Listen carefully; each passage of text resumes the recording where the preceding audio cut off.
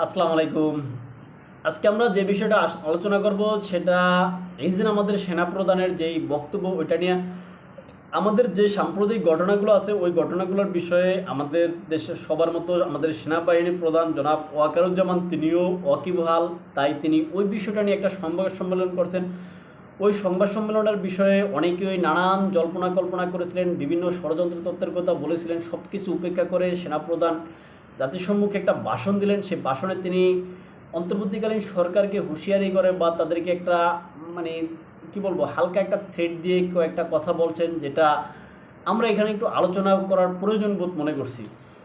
অন্তর্বর্তীকালীন সরকারকে উদ্দেশ্য করে অন্তর্বর্তীকালীন আমাদের সেনাপ্রধান জনাব ওয়াকারুজ্জামান সাহেব তিনি একটা কথা বলছেন, যেটা এই যে নির্বাচন বিষয়ে ওয়াকারুজ্জামান সাহেব তিনি বলছেন যে এই যে অন্তর্বর্তীকালীন সরকার এদেরকে আমরা শুরু থেকে 18 মাসের একটা সময় দিয়েছিলাম, দেন 18 মাস পর্যন্ত তাদেরকে আমরা সহযোগিতা করব।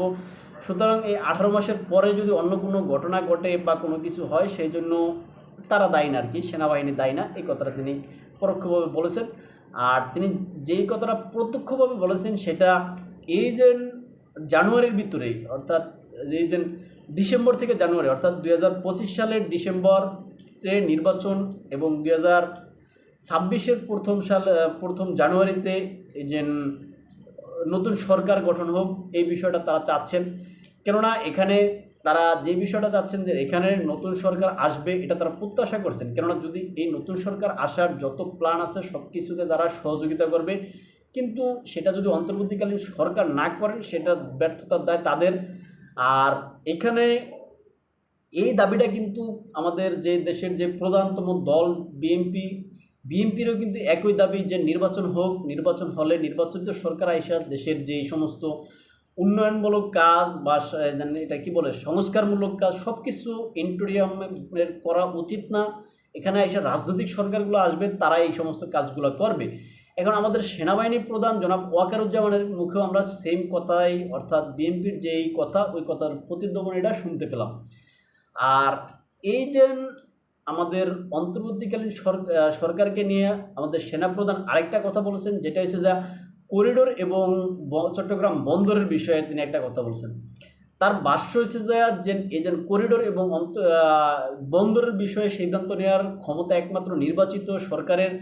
কেননা কোনো অনির্বাচিত সরকার অল্প কিছুদিনের জন্য এখানে আইসা এরকম গুরুত্বপূর্ণ আমাদের জায়গাগুলো বা গুরুত্বপূর্ণ বিষয়গুলোতে সিদ্ধান্ত নেওয়ার ক্ষমতা রাখে না। এখানে যেহেতু অন্তর্বর্তীকালীন সরকার যতই বলক যেন তাদের যে ম্যান্ডেট আছে, এই ম্যান্ডেট তাদেরকে কে দিয়েছে? আপনি দিয়েছেন কি? আপনি কি ভোট দিয়েছেন? আমি কি দিয়েছি? আমি কি ভোট দিয়েছি নাকি? তাহলে এই যে তারা ম্যান্ডেটের কথা বলে, আমাদের যেন জোকার শফিক যেন যিনি প্রেস সচিব যেন ইন্টেরিয়ামের বা অন্তর্বর্তী সরকারের প্রেস সচিব আর কি, তিনি বলেন তাদের ম্যান্ডেট আছে।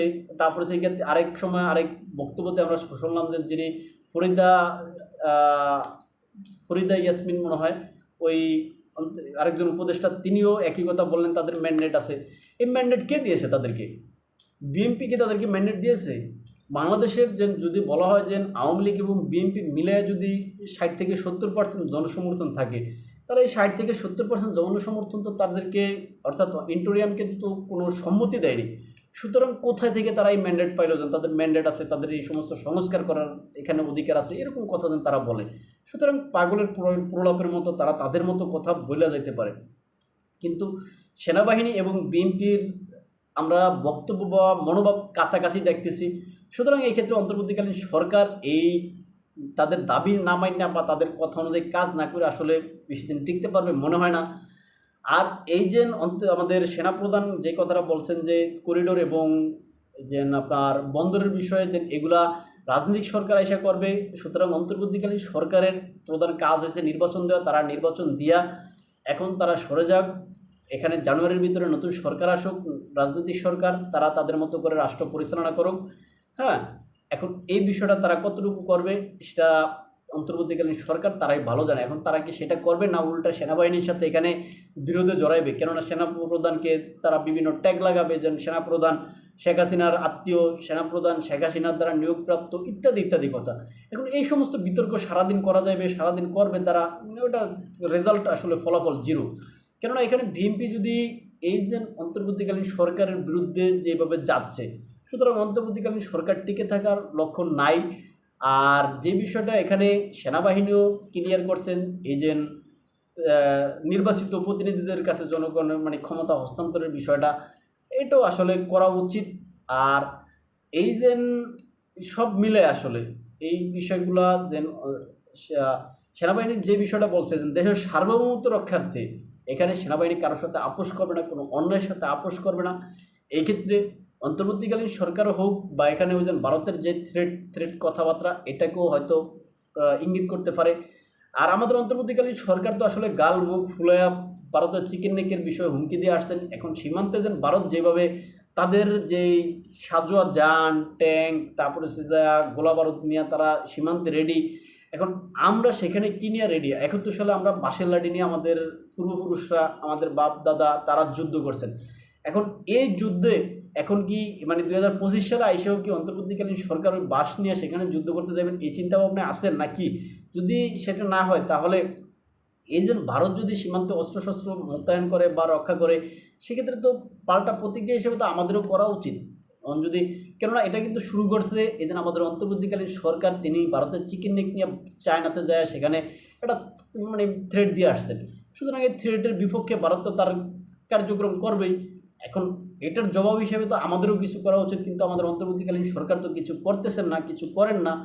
তারা কি করতেছেন, কী চাইতেছেন, ওই যে তারা আসলে একটা বিষয় নিয়ে খুবই বিজি ব্যস্ত আছেন, যেটা হচ্ছে যে ওই যে আমেরিকাকে আমাদের যেই একটা কি ঘাঁটি করতে দেয়া বা এখানে একটা খ্রিস্টান রাষ্ট্র তৈরি করা, এই সমস্ত বিষয়গুলো নিয়ে তারা মনে হয় ব্যস্ত আছেন। আর অন্তর্বর্তীকালীন সরকার এই করিডোর বিষয়ে যে মানে হুঁশিয়ারি উচ্চারণ করছেন, এই হুঁশিয়ারিটা হয়তো সকাল থেকে আমাদের যেই অন্তর্বর্তীকালীন সরকারের প্রধান উপদেষ্টা, যে প্রতিরক্ষা উপদেষ্টা জনাব খলিলুর রহমান সাহেব বা খান, তিনি জানতেন বা বুঝছেন। তাই তিনি একবারেই একটা কথা বলছেন যে আসলে এখানে এই যে কাউকে করিডোর দেওয়া এই বিষয়ে সিদ্ধান্ত হয়নি বা এটা তারা নীতিগত সিদ্ধান্ত নেয়নি, এরকম কথা। অর্থাৎ এখানে তারা একটা ত্রাণ চ্যানেল দিবেন, এরকম কথা বলছে। এখন এই কথাটা শুনে আমি তখনই বলছিলাম, যাহাই ত্রাণ চ্যানেল তাহাই আপনার কি বলে, এই যে যাহাই ত্রাণ চ্যানেল তাহাই করিডোর আর কি। এখন এই কথাটা কতটুকু সঠিক, সত্য বললাম না মিথ্যা বললাম, আমার কথা ভুল হইতে পারে, কেননা আমার বিশ্লেষণ আপনার বিশ্লেষণ হয়তো এক নাও হইতে পারে। আপনি আমার থেকে আরও ভালোভাবে চিন্তা করতে পারেন, বলতে পারেন। যদি আপনার চিন্তা আরও ভালো থাকে, আপনি কমেন্ট বক্সে লেখা জানাইবেন, আমি হয়তো আপনার সেখান থেকে কিছু শিখব এবং সেটাই বলতে চেষ্টা করব। এবং আমাদের ফেসবুকে আপনার স্বপ্নচারীর কথা নামে পেজ আছে, ওইটাতে ফলো দিবেন।